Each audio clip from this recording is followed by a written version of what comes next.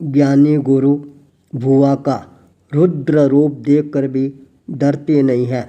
माता का स्नेह भी उनको रोकने के लिए बाध्य नहीं कर रहा था। वातावरण को हल्का करने के लिए भुआ ने कहा, अरे भतीजा, मेरे को आए हुए बहुत दिन हो गए हैं। मेरे को अपने ससुराल मारवाड़ ढूंढान में सोडा गांव है, वहाँ पर छोड़कर आ जा। ज्ञानी गुरु तत्काल अपने भुआ के आदेश को स्वीकार करते हैं। मारवाड़ ढूंढान में सोडा गांव पहुंच जाते हैं।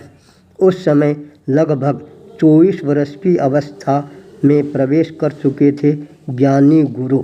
उसी समय अचानक योग ऐसा मिलता है, वहाँ पर एक नवयुवक रामचंद्र से संपर्क होता है, जिसका स्थान मालपुरा था, पर सोडा गांव उसका ननिहाल था। उसका जन्म है वह भी सोडा गांव में ही होता है।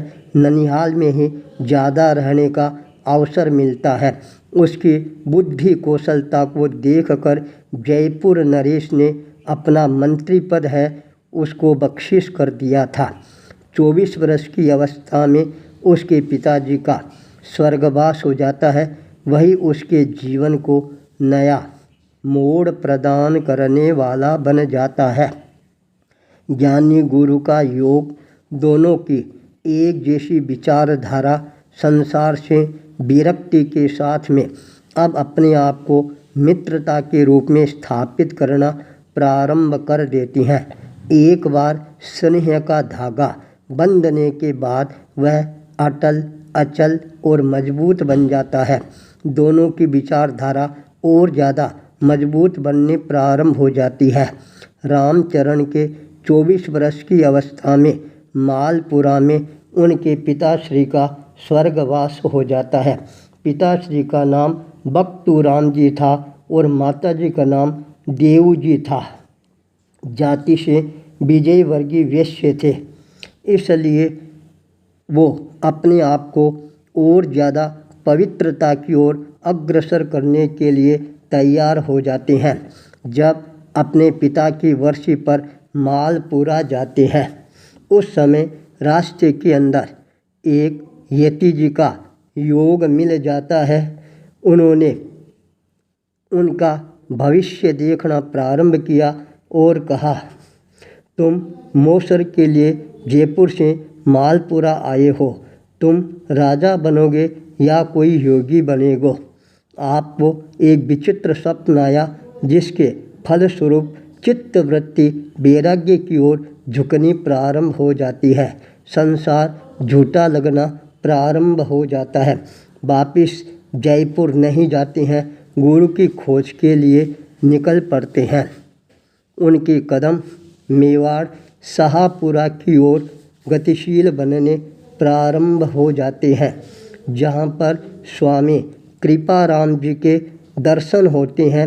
उनकी चरण शरण मिलती है। संवत 1808 भाद्रो शुक्ला सप्तमी गुरुवार के दिन स्वामी कृपाराम जी के पास के अंदर दीक्षा स्वीकार कर लेते हैं। उनका नाम रामचरण रखा गया था। आचार्य भिक्षु का जो एक बार संपर्क हुआ, उस समय दोनों ने अपने मन में संकल्प किया था, हम साथ साथ में दीक्षा ग्रहण करेंगे, पर वह संकल्प साथ में दीक्षा लेने का साकार नहीं होता है। ज्ञानी गुरु वापिस अपने गांव कंटालिया की ओर चरण गतिशील बनाना प्रारंभ कर देते हैं। उस समय आचार्य रघुनाथ जी का योग है, वह ज्ञानी गुरु के लिए और ज़्यादा मजबूती प्रदान करने वाला बन जाता है।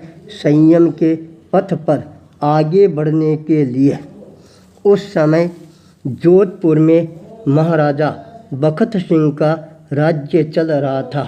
उसी वर्ष अपने भतीजे महाराजा राम सिंह को परास्त करके श्रावणवदी 12 को जोधपुर के गढ़ पर कब्जा किया था। उस समय मेवाड़ में राम सिंह द्वितीय का आधिपत्य था, जो विक्रम संवत 1809 में ही सत्तारूढ़ हुए थे। आचार्य भिक्षु ज्ञानी गुरु के रूप में धीरे धीरे प्रसिद्धि प्राप्त करना प्रारंभ कर देते हैं। अपनी भुआ का स्नेह बहुत ज़्यादा प्राप्त होता है, जिसके कारण भुआ के मन में जो विद्रोह की भावना जागृत हुई थी, वह भावना धीरे धीरे स्नेह का आकार है वह ग्रहण करना प्रारंभ कर देती है। ज्ञानी गुरु ने अपनी बुआ को विनम्रता के साथ निवेदन किया, बुआ क्या बात है, संयम ग्रहण करना बुरी बात है क्या? यह बात सुनते ही बुआ चौंक जाती है, मस्तक पर हाथ रखती है और कहता है, भतीजा ये बात तेरे मुंह से कैसे निकल गई? तब ज्ञानी गुरु ने कहा, बुआ तुमने तो मेरे को यह चैलेंज दिया था, यदि तुम संयम ग्रहण करेगा तो मैं कटार खाकर मर जाऊंगी। उस समय बुआ को पश्चाताप का अनुभव होना प्रारंभ हो जाता है। मन में चिंतन करना प्रारंभ कर देते हैं, अब मेरे को और ज़्यादा मजबूती के साथ संयम के पथ पर आगे बढ़ने के लिए अपने आप को तैयार करना प्रारंभ कर देना चाहिए। ज्ञानी गुरु बचपन काल में ही स्थिर प्रज्ञा के धनी थे। एक बार तत्व की बात दिमाग में जम जाती, वह बात मजीठ के रंग की तरह जम जाती थी, फिर उसको मिटाने की ताकत है वह दुनिया के किसी भी शख्स में नहीं होती थी।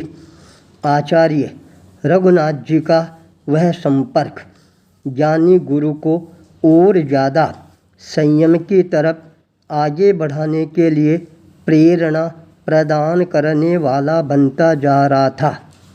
ज्ञानी गुरु सोडा गांव में अपने मित्र के साथ में एक साथ में संयम का अनुबंध का संकल्प लेकर रवाना होते हैं, पर जब रास्ते अलग अलग होने का योग होता है, तब रास्ते अपने आप ही अलग अलग हो जाते हैं। पर एक बार जो विचारधारा जम जाती है, वह विचारधारा कभी भी मिटने का नाम नहीं लेती है। वह विचारधारा लोहे की लकीर की तरह हो जाती है, उस लकीर को मिटाने की ताकत किसी में नहीं होती है। रामचरण जी को कृपा राम जी का योग मिल गया, इसलिए उन्होंने शाहपुरा में संयम ग्रहण करके अपने आप को आगे बढ़ाना प्रारंभ कर दिया। ज्ञानी गुरु को अपने ही गांव कंटालिया शहर मारवाड़ में उस समय के धुरंधर आचार्य प्रज्ञा के धनी पुरुष 500 दीक्षाएं प्रदान करने वाले आचार्य रघुनाथ जी का सशक्त व्यक्तित्व का योग मिल जाता है। परिणाम सामने आता है, ज्ञानी गुरु की संयम के प्रति निष्ठा है वह और ज़्यादा गहरी बननी प्रारंभ हो जाती है। बुआ को सोडा छोड़कर कुछ दिन वहाँ रहकर जब वापिस दीपा माँ के चरणों में पहुँचता है, दीपा माँ आकुल और व्याकुल हो जाती है अपने लाल को निहारने के लिए। ज्ञानी गुरु का आगमन है, दीपा माँ के दिल में नया स्पंदन है वह पैदा करने वाला बन जाता है।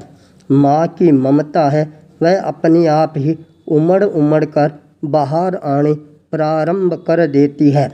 भैंस का जमा हुआ दही और रोटी आराम से अपने लाल को खिलाती है और कहता है, बेटा अपने शरीर को शक्तिशाली बनाएगा तभी तुम आगे जाकर महान व्यक्तित्व के रूप में अपने आप को प्रतिष्ठित करने में सफलता प्राप्त करेगा। इसके लिए शरीर की मजबूती है, यह भी जरूरी है। ज्ञानी गुरु ने कहा, माँ शरीर के साथ में संयम की मजबूती है वह भी तो जरूरी होती है। ये बात सुनकर दीपा माँ ज्ञानी गुरु की तरफ देखना प्रारंभ